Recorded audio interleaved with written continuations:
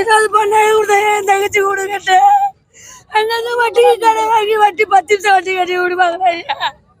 எங்களுக்கு ஒரு நல்ல பத்திரம் கூட ஐயா எங்களுக்கு போதும் ஐயா. எங்களுக்கு என் தங்கச்சி கட்டின வரைக்கும் எனக்கு ஒரு வேலை 10 வீட்டை கட்டி அவன் எப்படி கட்டி கொடுத்தா போதும் ஐயா. எங்களுக்கு வேற எங்களுக்கு வேற ஐயா ஆசைப்பட்டு உண்மையெல்லாம் சொல்றேன் ஐயா. என் கூட பொருள் சீட்டெல்லாம் எங்கிட்ட இருக்குது ஐயா. எவ்வளோ பணம் 20 பவுன் ஆகி கொடுத்தாயா. என் ஒன்றா தங்கச்சி 10 பவுன் ஆகி கொடுத்தாயா. ஒன்னாவதுக்கு 5 பவுன் ஆகி கொடுத்தாயா. வட்டிக்கு 10 நிமிஷம் வட்டி வாங்கி விடுங்க ஐயா. எல்லா வேலையும் முடிஞ்சிச்சு ஐயா. நீ தரப்பட்ட மக்களுங்கிற ஐயா. நாங்க எங்களுக்கு ஒரு நல்ல பதிலாக சொல்லுங்க ஐயா. வளர்ந்தது இந்த ஊர் தான்.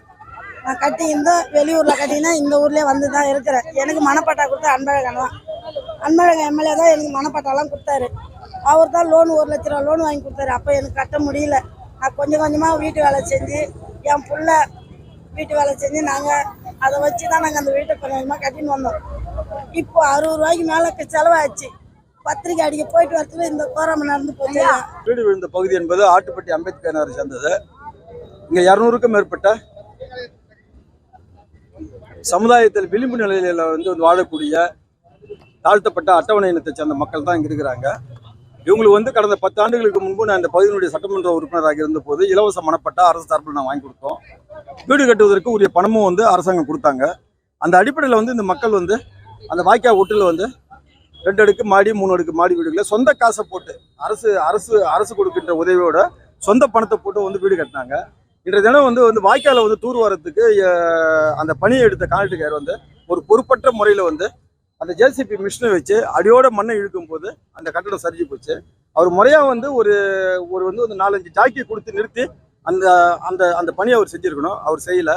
அந்த கான்ட்ராக்டருடைய அஜாக்கிரத்தாலையும் இந்த பொதுப்பணித்துறையில் இருக்கின்ற அந்த ஜேஇ இவங்களாம் வந்து அப்போ இல்லை. இவங்களுடைய ஒரு தவறான ஒரு பொறுப்பற்ற செயலாலையும் இந்த கட்டடம் வந்து சரிஞ்சு போச்சு.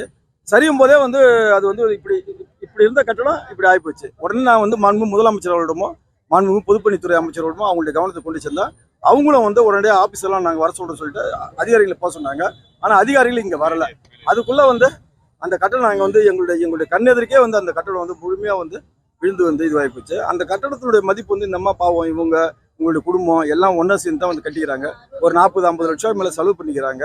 அவங்களாம் வந்து ஒரு வேளை சாப்பாட்டுக்கே வழி இல்லாதவங்க. இந்த தால் பொறிக்கு இந்த மாதிரி வந்து பணி செய்யக்கூடியவங்க தான் அவங்க. தலை காஞ்ச ஜனங்க எங்கள் ஊர் ஜனங்க. அதனால் வந்து அரசாங்கம் வந்து மாண்பு முதலமைச்சர் அவர்கள் வந்து இதில் வந்து மனிதாமன் அடிப்படையில் முதல்ல வந்து இந்த வீட்டை பார்வையிட்டு அது எவ்வளோ வந்து செலவாகிருக்கோமோ அந்த பணத்தை வந்து அரசும் அந்த பணியை செய்த கான்ட்ராக்டரும் இணைந்து வந்து அவங்களுக்கு வந்து ஒரு இழப்பீட்டு தொகையை வழங்கணும்னு சொல்லி நான் கேட்டுக்கிறோம். வேறு இடம் வந்து மாற்று இடம் அவங்களுக்கு கொடுத்தாங்கன்னா அந்த பணத்தை வச்சு இவங்க இன்னொரு 4-5 வீடு கூட அது போல் விழக்கூடிய ஒரு சூழ்நிலை இருக்கின்றது. அவங்களும் இது கொடுக்கணும். இது வந்து எதுவும் வந்து திட்டமிட்ட சதியெல்லாம் கிடையாது. இது வந்து ஒரு விபத்து, ஒரு ஆக்சிடென்ட் தான். இதில் வந்து யார் மேலே தப்பு, இவங்க மேலே தப்பா அவங்க மேலே தப்பா என்பதை வந்து பார்ப்பதை விட இப்போ மனிதாமன் அடிப்படையில் வந்து அந்த பாதிக்கப்பட்ட அந்த அம்மாவுக்கு வந்து உரிய வந்து பொருளாதார உதவியை வந்து மாண்புமிகு முதலமைச்சர் அவர்கள் செய்யணும்னு கேட்டுக்கோம்.